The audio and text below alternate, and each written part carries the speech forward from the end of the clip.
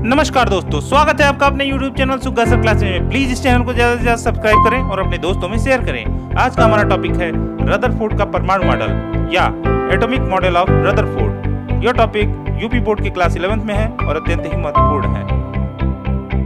Atomic structure, परमाणु model.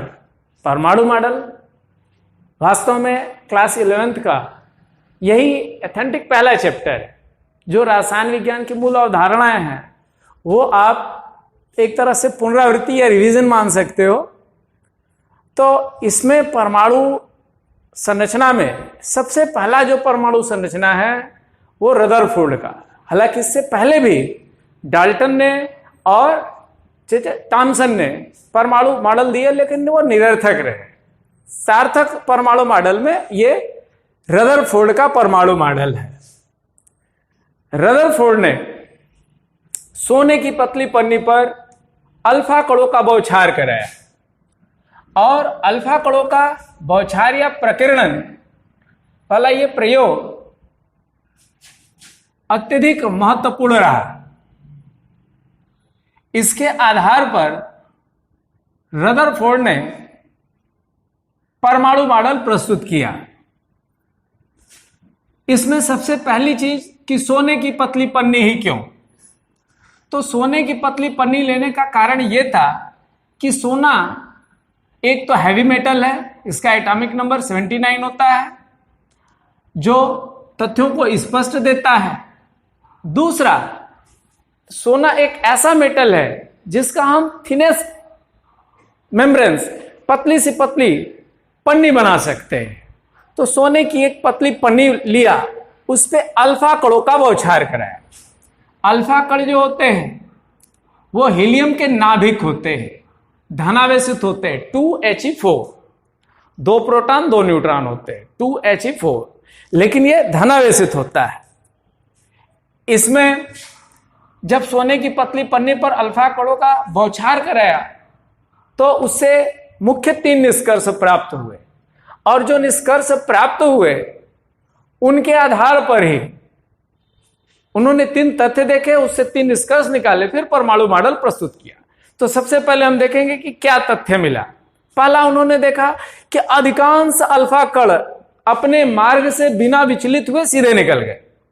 Alpha कणों पे ये ध्यान रखेंगे वो धनावेशित और भारी कण है, तो बिना विचलित हुए सीधे निकल गया। इससे यह निष्कर्ष मिला कि परमाणु का अधिकांश भाग खोखला या खाली है। कुछ एक अल्फा कण अपने मार्ग से बाहर की दिशा में विचलित हुए, उससे यह निष्कर्ष प्राप्त हुआ कि परमाणु के केंद्र में एक सूक्ष्म धनावेश है या सूक्ष्म केंद्र में धनावेश स्थित है। तीसरा तथ्य उन्होंने यह देखा कि कुछ अल्फा कण अपने मार्ग से टकराकर इस प्रकार से वापस आए जैसे वो किसी ठोस से टकराए हुए।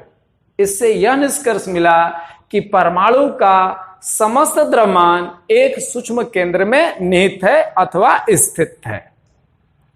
इन तथ्यों और निष्कर्षों के आधार पर रदरफोर्ड ने परमाणु के संबंध में एक परमाणु संरचना या एटॉमिक मॉडल प्रस्तुत किया, जो कुछ पॉइंट्स में आप समझ सकते हैं। ध्यान दें, पहला कि परमाणु जो होते हैं वो अत्यंत सूक्ष्म, गोलाकार तथा विद्युत उदासीन कण होते हैं।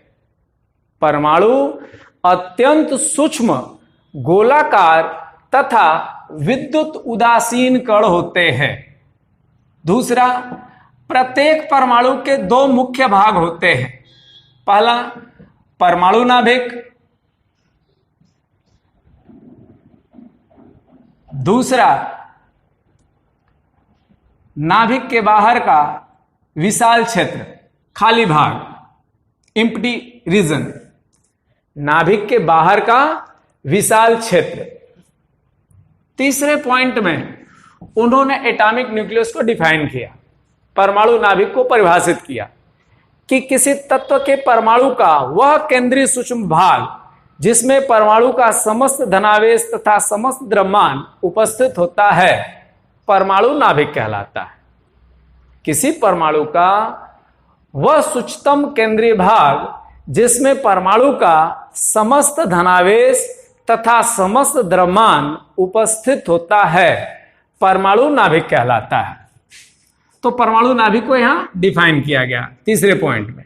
फोर्थ पॉइंट, इसमें यह बताया गया कि परमाणु में जो इलेक्ट्रॉन है वो ऋणावेशित होता है। जो परमाणु के बाहरी भाग में, खाली भाग में चक्कर लगाते हैं और केंद्रीय भाग में धनावेशित प्रोटॉन होते हैं, जिसके कारण नाभिक धनावेशित होता है। तो केंद्रीय भाग में जो धनावेशित नाभिक है उसमें प्रोटॉन स्थित होते हैं और इलेक्ट्रॉन नाभिक के बाहर विभिन्न कक्षाओं में चक्कर लगाते हैं। इसके बाद पांचवें पॉइंट में यह डिफाइन किया गया, यह क्लियर किया गया कि किसी परमाणु के नाभिक में जितने धनावेशित प्रोटॉन हैं, प्रोटॉनों की संख्या नाभिक के बाहर इलेक्ट्रॉनों की संख्या के बराबर होता है। तो जितने धनावेशित प्रोटॉन हैं उतने ही ऋणावेशित इलेक्ट्रॉन हैं। यही कारण है कि परमाणु विद्युत उदासीन होते हैं। और छठवें पॉइंट में यह क्लियर किया गया कि वृत्तीय गति करते हुए किसी परमाणु के विभिन्न कक्षाओं में इलेक्ट्रॉन जो चक्कर लगाते हैं, तो वृत्तीय गति में चक्कर लगाते हुए इलेक्ट्रॉन के बाहर दिशा में लगने वाले अपकेंद्र बल, अपथ्रस्ट फोर्स या सेंट्रीफ्यूगल फोर्स, और अंदर की दिशा में इलेक्ट्रॉन जो ऋणावेशित है और नाभिक जो धनावेशित है, उनके बीच लगने वाले फोर्स ऑफ अट्रैक्शन को बैलेंस करता है। तो सेंट्रीफ्यूगल फोर्स जो बाहर की दिशा में लगता है गतिशील इलेक्ट्रॉन पर, वृत्तीय गति के कारण इलेक्ट्रॉन ऋणावेशित और नाभिक धनावेशित, उनके बीच जो वैद्युत आकर्षण बल लगता है अंदर की ओर, वो एक दूसरे को संतुलित करते हैं, जिससे इलेक्ट्रॉन लगातार चक्कर लगाते रहता है। तो फिर से एक बार समझें, पहले पॉइंट में क्या बताया गया? पहले पॉइंट में बताया गया कि प्रत्येक परमाणु अत्यंत सूक्ष्म, गोलाकार तथा विद्युत उदासीन कण है। दूसरा, प्रत्येक परमाणु के मुख्य दो भाग होते हैं, पहला परमाणु नाभिक, दूसरा नाभिक के बाहर का विशाल क्षेत्र। तीसरे पॉइंट में परमाणु नाभिक को परिभाषित किया गया कि किसी तत्व के परमाणु का वह केंद्रीय सूक्ष्म भाग जिसमें परमाणु का समस्त धनावेश तथा समस्त द्रव्यमान उपस्थित होता है, परमाणु नाभिक कहलाता है, एटॉमिक न्यूक्लियस। इसके बाद यह बताया गया कि नाभिक में परमाणु के समस्त प्रोटॉन संचित होते हैं, जिसके कारण परमाणु धनावेशित होता है, और नाभिक के बाहर विभिन्न वृत्ताकार पथ पर अथवा कक्षाओं में इलेक्ट्रॉन वृत्ताकार गति करते हैं या वृत्तीय गति करते हैं। इसके बाद यह बताया गया कि नाभिक में प्रोटॉनों, धनावेशित प्रोटॉनों की संख्या नाभिक के बाहर चक्कर लगाने वाले ऋणावेशित इलेक्ट्रॉनों की संख्या के बराबर होते हैं, जिसके कारण परमाणु विद्युत उदासीन होते हैं। तो धनावेशों की संख्या ऋणावेशों की संख्या के बराबर होती है। और लास्ट पॉइंट में बताया गया कि वृत्तीय गति करते हुए इलेक्ट्रॉन पर बाहर की दिशा में लगने वाला अपकेंद्र बल, सेंट्रीफ्यूगल फोर्स, जो इलेक्ट्रॉन ऋणावेशित और धनावेशित नाभिक के बीच लगने वाले, भीतर की दिशा में लगने वाले आकर्षण बल को संतुलित करता है, जिससे परमाणु स्थायी होते हैं। तो ये रदरफोर्ड के परमाणु मॉडल है, जिसे 5-6 पॉइंट में आसानी से समझा जा सकता है। अब रदरफोर्ड परमाणु मॉडल में कमियां, तो कमियों में जान लो आप। पहली कमी कि परमाणु के नाभिक के चारों ओर अनेक वृत्ताकार कक्षाएं संभव हैं।